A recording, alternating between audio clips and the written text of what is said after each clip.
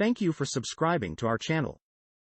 Today is Wednesday, April 7, 2021. CNN report. Tishaura Jones elected St. Louis's first black female mayor. Tishaura Jones on Tuesday was elected mayor of St.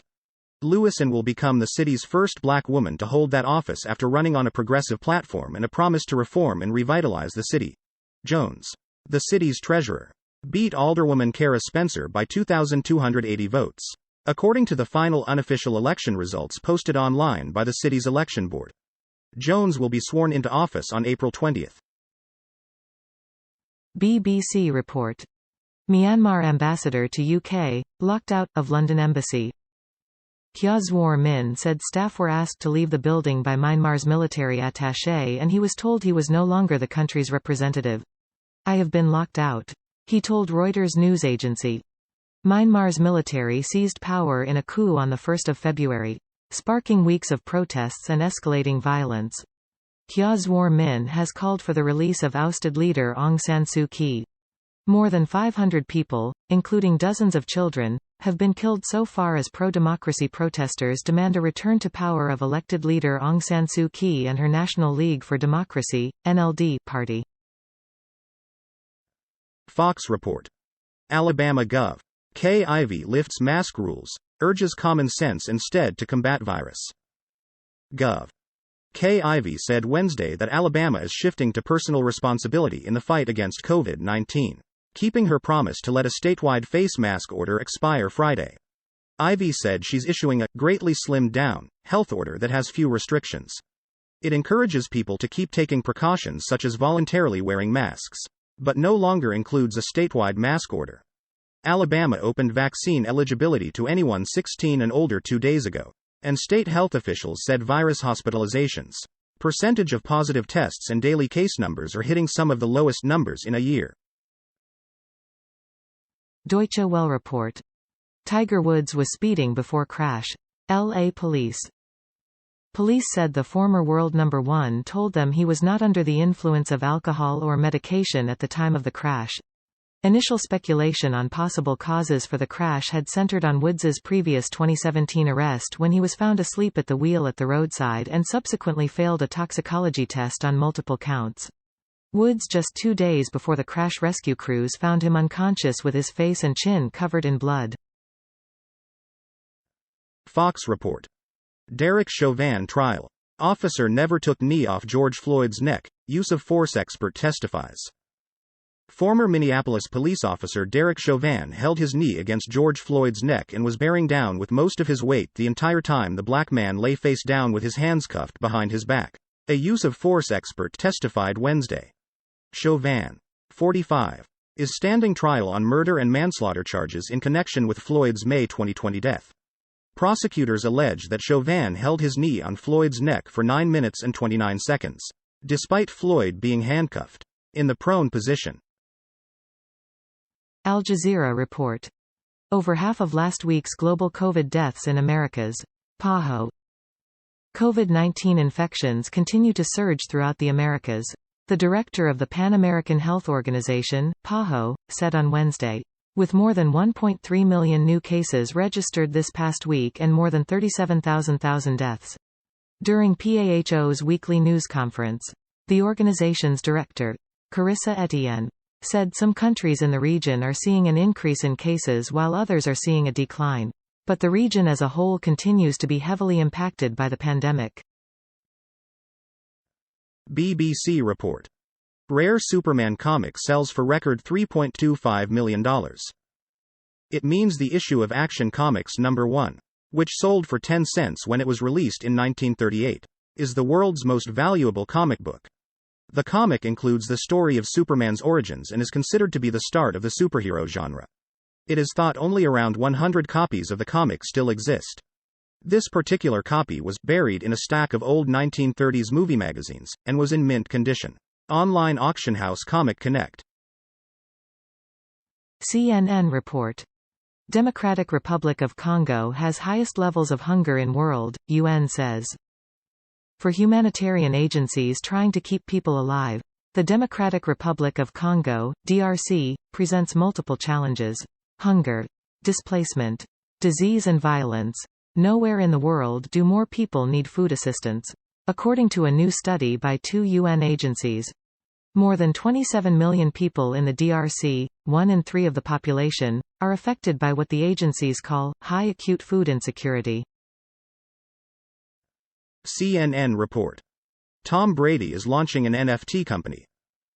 Tom Brady is joining the NFT party. The 7-time Super Bowl champion is launching an NFT platform called Autograph this spring. It will bring together some of the biggest names in sports, entertainment, fashion and pop culture to work with creators to develop unique digital collectibles. A representative for Brady tells CNN Business. Autograph will also produce NFTs featuring Brady. Dylan Rosenblatt, co-founder and CEO of Autograph, told CNN in a statement. Autograph will bring together some of the world's most iconic names and brands with best-in-class digital artists to ideate, create and launch NFTs and groundbreaking experiences to a community of fans and collectors. Deutsche Welle report. France opens archives on Rwanda genocide. President Emmanuel Macron opened the National Archives on Wednesday as part of a pledge to examine France's role in the 1990s genocide in Rwanda. Macron's office pledged to make about 8,000 documents linked to French activities in the African nation publicly available. The move follows a government-ordered report released in March, which found that French authorities remained blind to the preparations for genocide. Fox report. China keeping a top-secret watchlist of U.S. travelers, from celebs to everyday folks. Nearly 700 Americans, including government workers, CEOs and even Ashanti, were secretly placed on a Chinese watchlist when they traveled through Shanghai's main airport, the Post has learned. A database shared with the Post has a spreadsheet listing the names, birth dates and passport numbers of 697 U.S. citizens, some of them children, who were flagged while passing through Pudong International Airport in 2018 and 2020. Deutsche Welle report. Navalny needs to be freed, Amnesty International's chief says. Amnesty International's chief called for the release of imprisoned Russian opposition figure Alexei Navalny. He needs to be freed immediately. He needs to be protected against torture and he needs to receive medical care. Agnes Callamard, Secretary-General of the UK-headquartered non-profit, told DW on Wednesday during her first month in her new post. Her comments come as Germany's foreign ministry also called for Navalny's release from unlawful detention. CNN report. Should Biden and Bolsonaro partner to protect the Amazon? Some Brazilian activists say no. When then-presidential candidate Joe Biden offered Brazil $20 billion last year to protect the Amazon, Brazil's President Jair Bolsonaro rejected it with scorn. Now, Brazilian activists worry that the two leaders could actually end up striking a deal. The U.S. hopes to see a very clear commitment from Brazil to fighting illegal deforestation in the Amazon ahead of an April 22 summit of world leaders convened by Biden to discuss the environment, a State Department spokesperson told CNN this week. BBC report. Biden administration to restore $235 million in U.S. aid to Palestinians. 2/3 will go to the UN's Agency for Palestinian Refugees, UNRWA, which has suffered a financial crisis since it lost $360 million of U.S. funding in 2018. Mr. Biden wants to restore credible engagement by the Palestinians in long-stalled peace talks with Israel. Palestinian leaders accused Mr. Trump of being heavily biased towards Israel.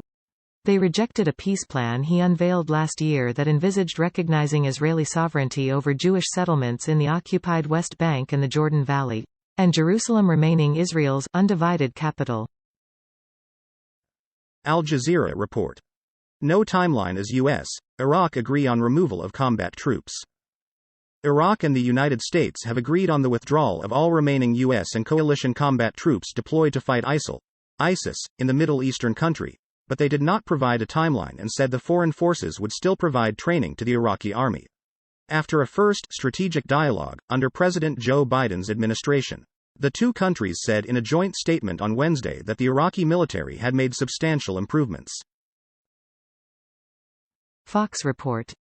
Turkey sentences former soldiers to life over failed coup attempt against Erdogan. A Turkish court sentenced dozens of people, including former soldiers attached to the Presidential Guard Regiment, to life imprisonment on Wednesday over their involvement in the 2016 failed coup attempt against President Recep Tayyip Erdogan's government, the state-run Anadolu agency reported. A total of 497 defendants had been on trial since 2017 for attempting to seize the military headquarters in Ankara, occupying the headquarters of the state broadcaster TRT, and of forcing a television broadcaster to read out a statement on behalf of the coup plotters. Al Jazeera report. U.S. private prisons rush to fix finances as Biden pressure builds. Private prison operators are rushing to shore up their finances after increasing political pressure regarding their treatment of inmates and immigrants cast doubts over the long-term prospects of their businesses. CoreCivic Inc. is borrowing $400 million to refinance near-term debt, while Geo Group Inc. said it would suspend its quarterly dividend to prioritize debt repayment and begin a review of its corporate structure, according to separate statements Wednesday. Thank you for watching 5 p.m. Recap. To be notified, you can subscribe our channel and activate the bell.